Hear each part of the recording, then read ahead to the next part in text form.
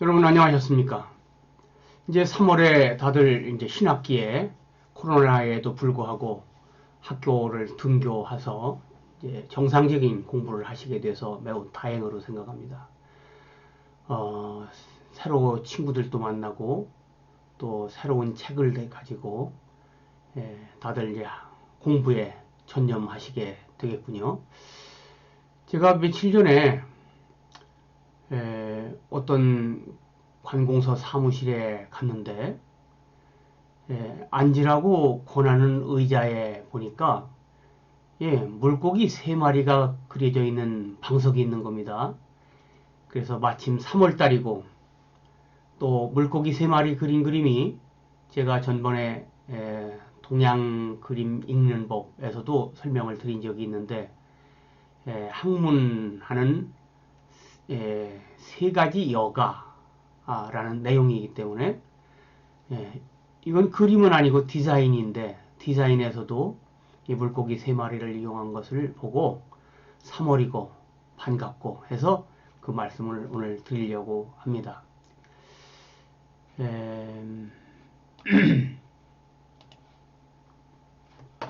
자, 방석은 모방자 자리 석자니까 원래 모양은 네모였던 것 같습니다. 근데 지금은 둥그런 방석도 다 방석이라고 하죠. 그래서 둥근 방석 이렇게 말합니다. 원래는 네모진 건데 뭐 분명히 어떤 뜻이 있었을 겁니다. 그래서 이름을 방석이라고 붙였겠죠. 여기에 물고기 3마리를 디자인해 놓은 겁니다. 근데 대개 동양 그림에서도 그렇고 디자인에서도 그렇고 그 예를 따라서 물론 디자인은 제가 처음 본 겁니다. 근데 물고기를 종류미상의 물고기를 이게 고등어인지 갈치인지 뭐 붕어인지 뭔지 모르겠죠.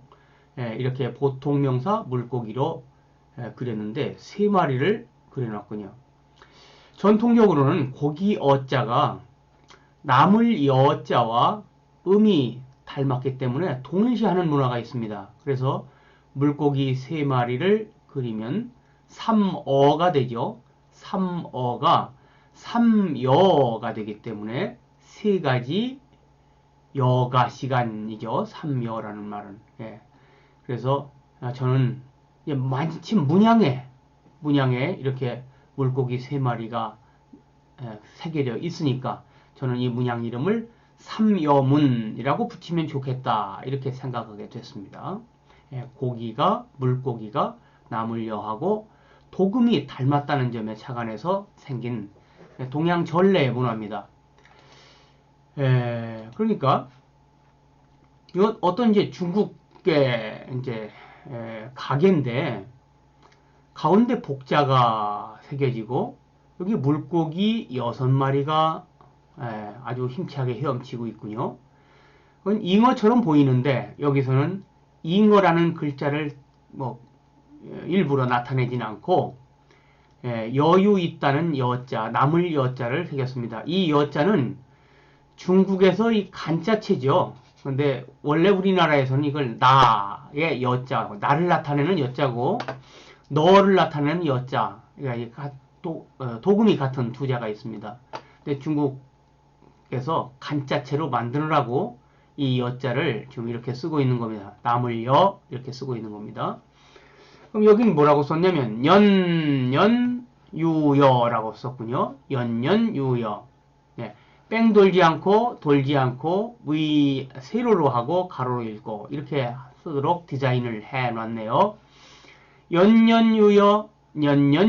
이제 본래 발음이 연자니까 연연유여라면 해마다 남음이 있다 이 말이 되는데 여기 이제 가게니까 사업하는 집이니까 사업하는 집은 승진하는 목적이 아니고 돈을 잘 버는 것이 목적이니까 해마다 그 사업이 이윤을 많이 남겨서 여유가 있다. 이윤에 여유가 있다. 이런 말이죠.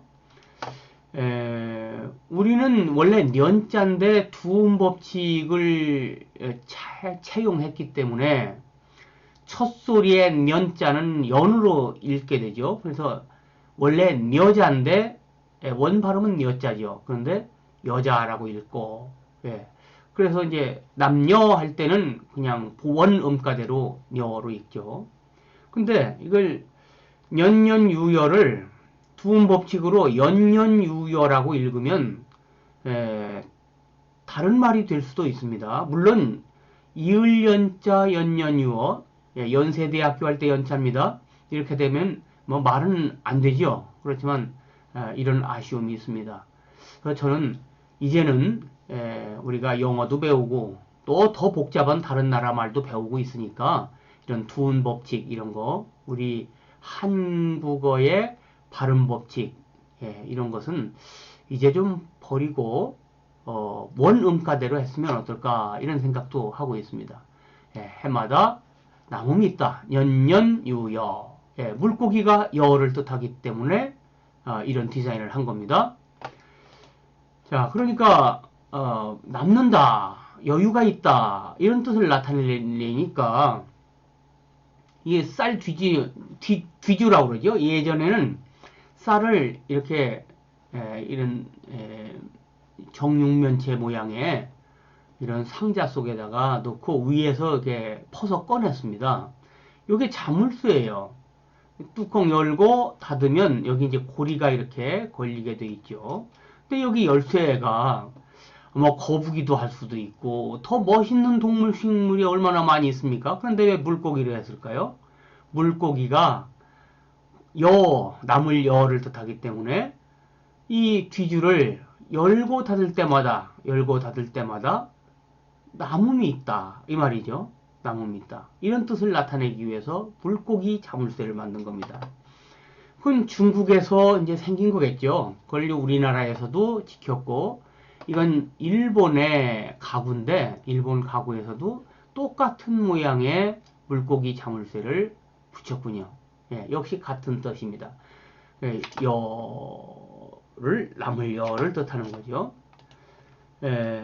또 물고기가 나물 여를 뜻하기도 하고 있을 유하고도 음이 닮았고 또 부자 부하고도 음이 닮았기 때문에 물고기를 여러 군데 디자인해서 이용합니다.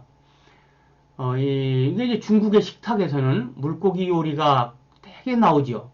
그 나오는 이유, 즉 손님한테 물고기를 내놓는 이유는 부를 함께 나누자, 여유를 함께 나누자, 경제적인 여유죠. 나누자 이런 의미로 내놓는 거죠. 근데 이 물고기 맛있다고 손님이 앞에 다 걷어먹고 뒤집어서 뒤까지 먹으면 그 실례가 되죠. 왜냐하면 같이 부를 나누자고 준 건데 손님이 혼자 다 차지해서 먹으면 안 되죠. 그래서 식탁의 물고기 요리를 뒤집어서까지 다 먹으면 결례다 이런 말이 바로 물고기 어자가 나물여 또는 부자 부 있을 요 이런 것과 의미 담기 때문에 이런 의미가 생긴 겁니다. 근데 물고기를 3마리 아까 방송에서는 3마리 붙였죠. 물고기 3마리 3어가 3여가 되는 거죠. 3여는 전에 제가 동양화 있는 법 작년 3월에 설명을 드린 것처럼 학문하는 데 있어서 족한 3가지 학문하는 데 있어서는 3가지 여가만 있으면 충분하다라고 하는 말이죠. 첫째 밤 시간에 일하지 못하는 농사짓지 못하는 시간이잖아요. 그 여가 시간. 흐리고 비 오는 날은 나가서 밭일을 농사일을 못하니까 그 여가 시간. 그리고 겨울에는 농사일이 없으니까 그 여가 시간. 밤, 흐리고 비 오는 날, 겨울. 이 3가지 여가만 잘 활용해도 학문하는 데 족하다. 이런 말을 나타내는 전통적인 법칙입니다. 이것을 반갑게도 3월 달에 방문한 관공서 방석에 디자인이 있어서 제가 소개를 드리게 됐습니다. 자, 학문이란 말은 연구하고는 다르죠. 학문은 남이 만들어 놓은 것을 내가 잘 배워서 내 것으로 하는 겁니다. 배워서 내 것으로 한다는 말은 이미 내가 알고 있는 게 아니죠. 모르는 걸 배우는 거죠. 모른다는 말은 내 뇌에 회로가 없는 겁니다. 그래서 그걸 배워서 내 것으로 완전히 이해하게 되면 내 뇌 속에 새로운 회로가 생기는 겁니다. 그러니까 학문 공부라는 것은 자신의 뇌에 새로운 뇌 회로를 형성시키는 거죠. 그러면 이 뇌 회로가 한 번 하면 만들어지나요? 예, 잘 안 만들어지죠. 그래서 반복해서 자꾸 해야 됩니다. 그래서 학습, 배우고 익히다. 학습이란 말이 있는 거죠. 배웠으면 그걸 반드시 복습하고 익혀서 익혀서 반복해야 뇌에 회로가 생기게 되고 뇌에 회로가 생긴 것이 바로 자신의 지식이 되는 거죠. 네. 그래서 물고기 세 마리가 학문하는 세 가지 여가를 뜻하는데 그 학문은 사실은 앓는 것 같은데도 또 하고 또 하고 또 하고 이런 것이 학문이다. 이렇게 이해를 하시면 되겠습니다. 자, 그럼 이 디자인을 한번 살펴볼까요? 이 디자인은 물고기를 선으로 그렸죠. 선묘했습니다. 선은 뇌에 어디서 하는 거죠? 주로 왼쪽 뇌의 시각중추 중에 다음 두 번째 단계죠. 윤곽선을 파악하는 곳. 예.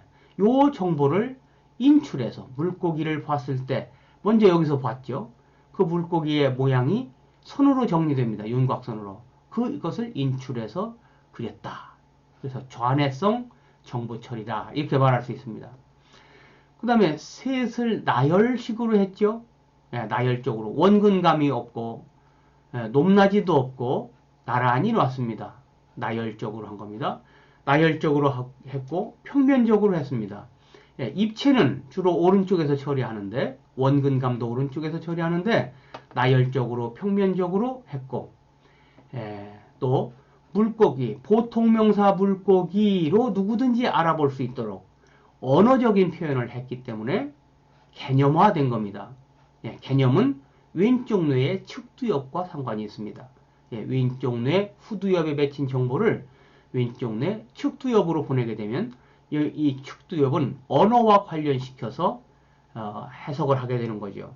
그것이 평면화를 일으키는 것과 상관이 있습니다.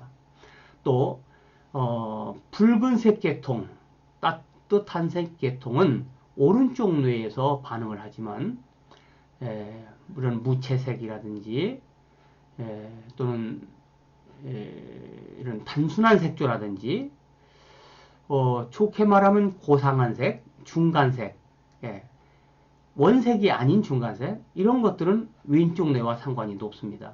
그러니까 이 디자인은 이 삼여문 방석 디자인은 좌뇌성 디자인이다. 이렇게 볼 수 있겠습니다. 자, 그래서 전통 문양을 이용했다는 점에서 훌륭합니다. 그런데 원래 동양 전통적인 방석이란 것은 높은 자리라는 의미가 있습니다. 그래서 물론 보온이라든가 뭐 이런 의미도 있겠지만 방석을 두껍게 해서 좀 자리가 높게 만드는 것이 동양 방석의 본래 디자인적인 의미입니다. 그러니까 높은 자리라는 전통 방석이 가진 구조와 상징은 버리고 실용만을 택한 점이 약간 아쉽다 이렇게 보겠습니다.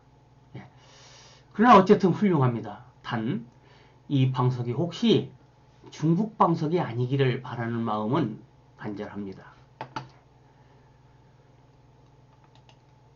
자, 서양에서도 물고기가 있는데 서양의 물고기 디자인은 기독교의 상징인 거 아시죠? 왜냐하면 그리스어로 예수 그리스도 여호와의 아들 구원의 주님 머리 글자를 따면은 이런 모양이 됩니다. 이것이 그리스어로 물고기이기 때문에 서양에서는 물고기 상징합니다. 오늘 디자인 읽는 법으로 말씀드렸습니다.